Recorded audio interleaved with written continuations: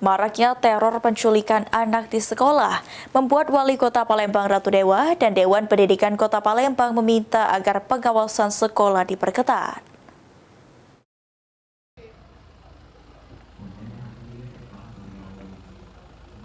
Marak teror penculikan anak di sekolah yang beredar melalui pesan singkat di kalangan wali murid di Palembang hingga adanya video seorang anak yang tewas mengenaskan ditanggapi Wali Kota Palembang dan Dewan Pendidikan Kota Palembang.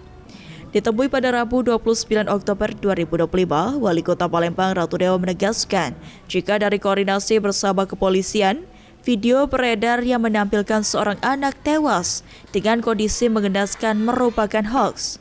Meski begitu, pemerintah Kota Palembang akan tetap waspada terhadap kemungkinan penculikan anak dengan meminta Satpol PP menghidupkan kembali siskamling di tingkat RT dan RW untuk memberikan rasa nyaman dan aman bagi siswa.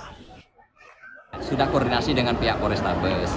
Ternyata beberapa kemarin sempat viral ya, itu adalah hoax. Dan ke depan kita selalu waspada, tetapi juga saya sudah minta dengan Pol PP untuk menghidupkan kembali siskamling di tingkat RT maupun di tingkat RW. Paling tidak ini memberikan rasa nyaman buat keluarga Kota Palembang.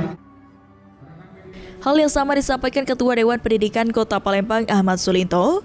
Pihak sekolah diminta memperketat pengawasan dengan kembali mengaktifkan piket guru atau siskamling di sekolah yang melakukan patroli di lingkungan sekolah seperti zaman dulu agar siswa dapat terawasi. Sekolah dalam menangani hal tersebut diaktifkan kembali piket guru yang harus betul-betul melaksanakan tugas, ya, wakil-wakil kepala sekolah. Jadi waktu istirahat, waktu jam pelajaran belum dimulai, yang namanya wali kelas, yang namanya guru piket itu harus melakukan ronda di sekolah itu.